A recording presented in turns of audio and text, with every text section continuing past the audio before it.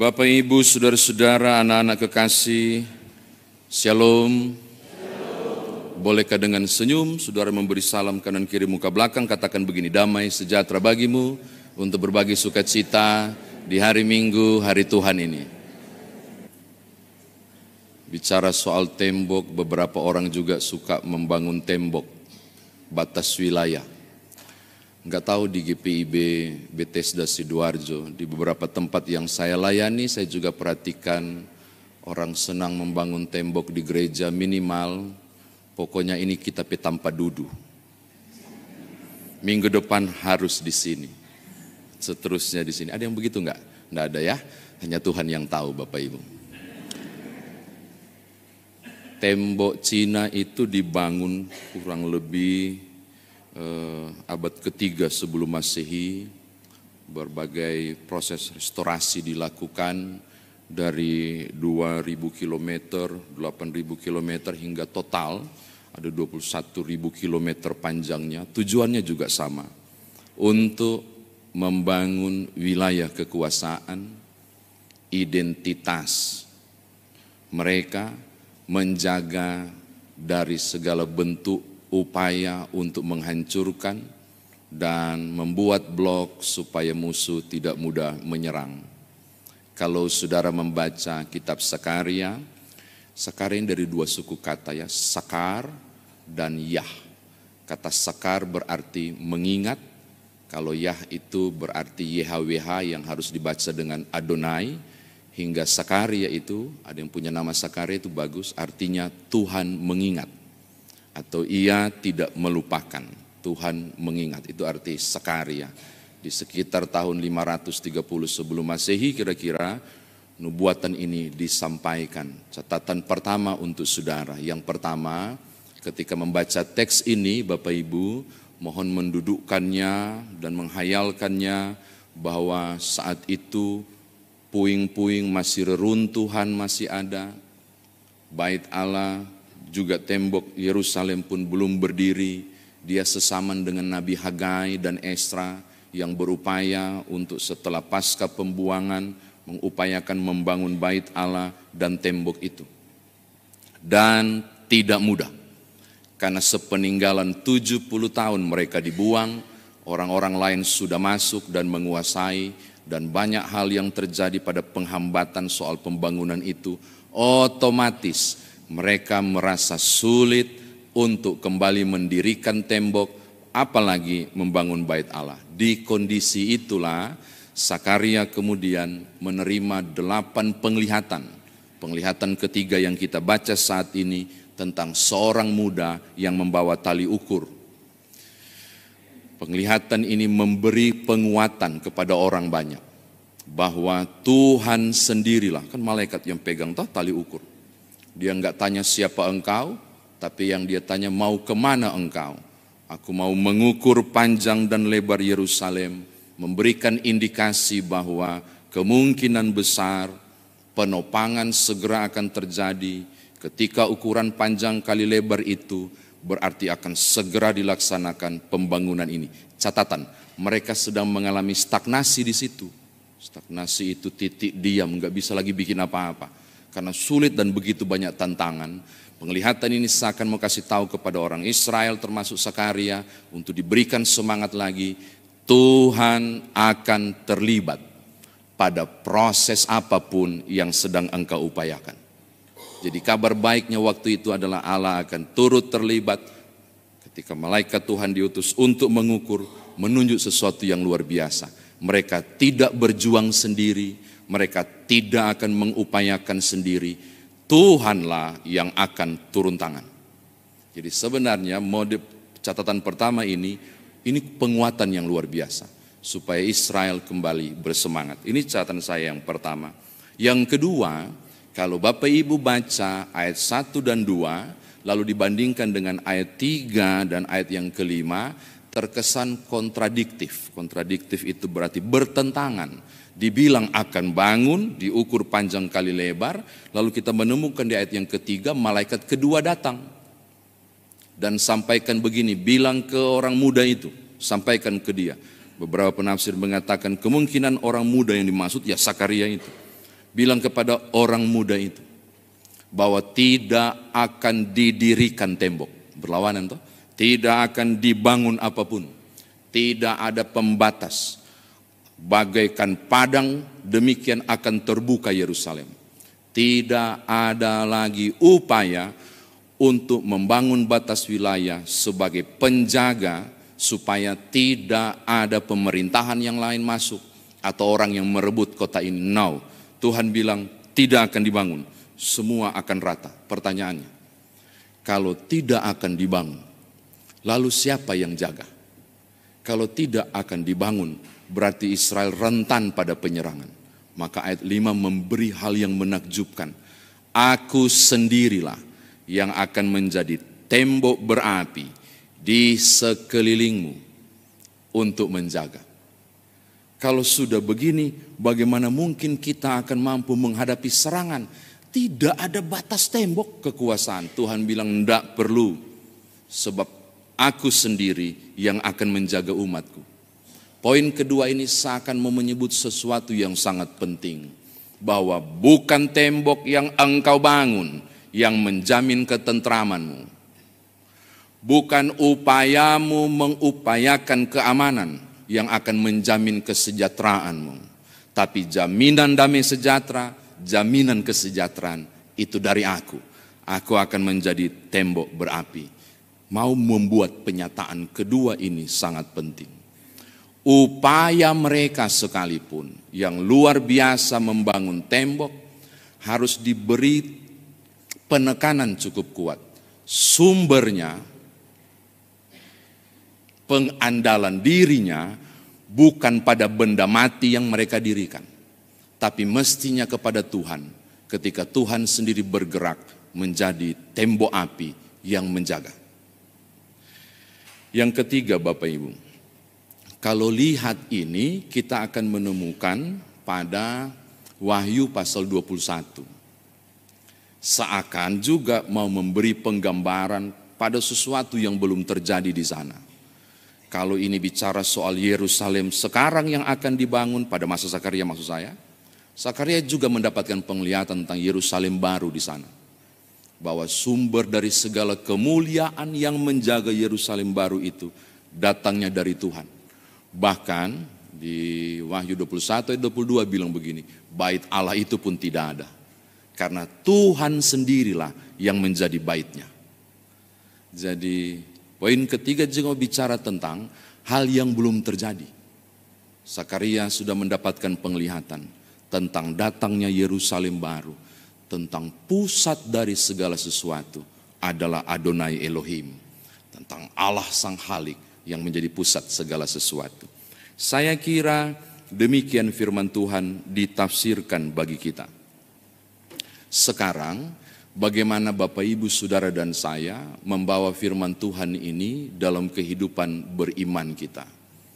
Yang pertama, sehebat apapun penglihatan dahsyat ini diterima oleh Zakaria, kalau rekan-rekannya seperti Hagai dan Esra berhenti pembangunan, jadi ada hal yang menarik Bapak Ibu, kalau Bapak Ibu nanti cari referensinya ya, membaca sejarah proses pembangunan tembok Yerusalem dan bait Allah di zaman nabi-nabi kecil ini, ada proses terhenti cukup lama. Terhenti cukup lama. Dan tidak ada gerakan dan upaya. Yang sayangnya Zakaria bungkem tidak menceritakan itu. Tapi kita menemukan ada di Hagai dan di Esra. Proses itu terhenti. Tidak mengupayakannya. Saya mau katakan poin ini juga. Bahwa sehebat apapun nubuatan itu. Bahwa Tuhan akan turut terlibat. Dan memang Tuhan terlibat kan pada pembangunan bait Allah yang kedua itu. Ketika ia menggerakkan banyak orang. Termasuk raja dari Persia yang turut ambil bagian. Dan memberikan sumbangan dan seterusnya, proses pembangunan terjadi. Tapi yang saya mau bilang adalah, kendati pun nubuatan itu begitu gemilang disampaikan, tangan Tuhan akan turut terlibat. Seperti malaikat Tuhan yang memegang tali pengukur, seakan Allah turun tangan. Tapi Israel berpangku tangan, maka kisah berdirinya bait Allah kedua, tembok Yerusalem itu tidak akan terbangun. Dengarkan, sehebat apapun mereka percaya bahwa Tuhan menyertai, Tuhan turut terlibat, tangannya turun untuk bergabung bersama umat mengerjakannya. Tapi kalau Israel berhenti dan tidak mengupayakannya, maka kisah itu tidak akan terjadi. Saya mau katakan poin pertama ini juga kepada saudara. Berapa banyak orang yang sangat meyakini tentang Almighty God, tangannya yang perkasa, melindungi dan mengayomi. Lalu berharap mujizat jatuh dari langit dan tidak mengupayakannya. Tidak mungkin itu terlaksana. Roma 8 ayat 28, dalam segala sesuatu Allah turut bekerja, mendatangkan kebaikan. Garis bawahi kata turut bekerja, Yunaninya sinergei, yang sudah pernah dengar sinergi, turut ambil bagian, turut memberi kekuatan. Saya memberi batasan, tidak bermaksud memberi batasan pada kuasa Tuhan yang dahsyat itu, tapi saya mau bilang begini, Allah dalam teks Roma 8 ayat 28 itu hanya turut bekerja. Yang punya gawe itu bukan Tuhan, yang harus bekerja adalah saya.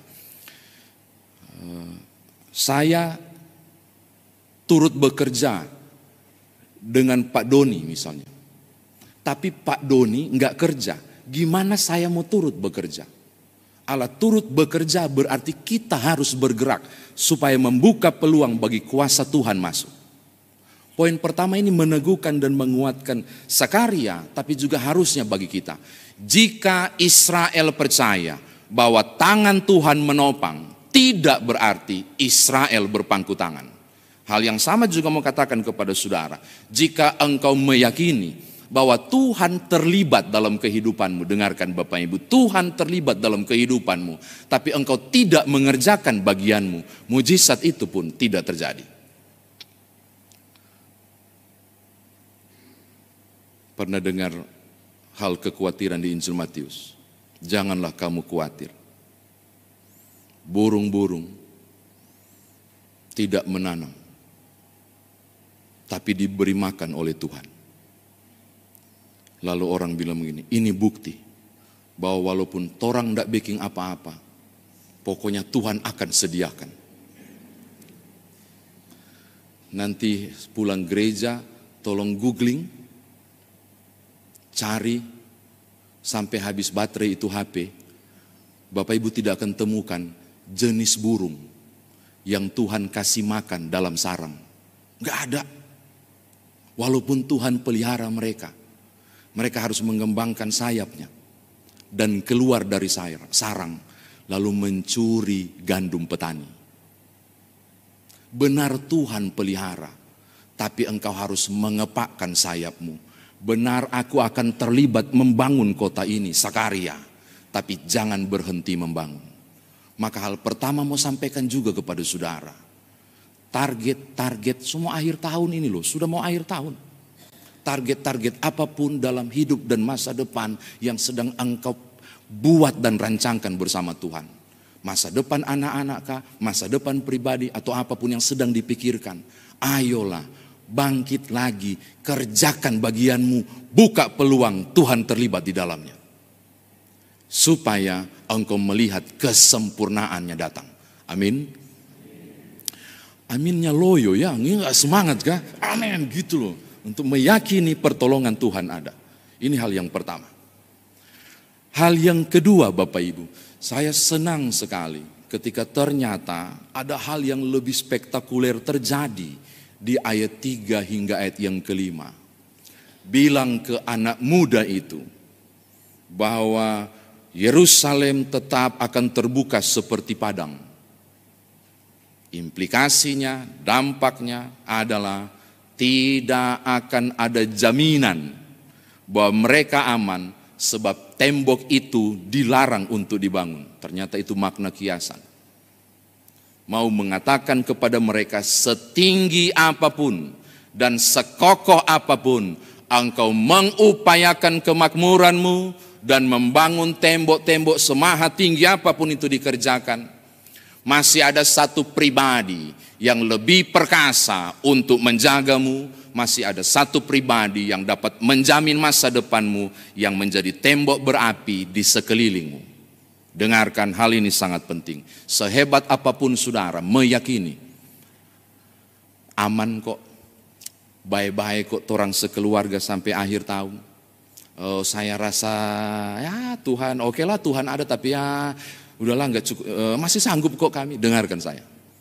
Sehebat apapun engkau mengupayakan karya-karyamu. Salomo bilang begini, kalau bukan Tuhan yang membangun rumah, sia-sialah orang membangunnya. Kalau bukan Tuhan yang jaga kota, sia-sialah penjaga berjaga-jaga. Hal kedua mau bilang begini, sehebat apapun kekuatanmu, engkau membutuhkan Tuhan. Libatkan Tuhan di perjalanan hidupmu, karena engkau butuh tembok berapi. Karena tembok yang engkau bangun bisa saja rapuh. Pertahananmu bisa saja goyah. Persoalan badai datang tiba-tiba membuat engkau lengah. Engkau butuh pribadi yang tak tergoyahkan, yaitu Tuhanmu sebagai tembok berapi. Poin kedua sangat penting. Jangan pernah buat perencanaan, jangan pernah buat upaya apapun tanpa melibatkan Tuhan.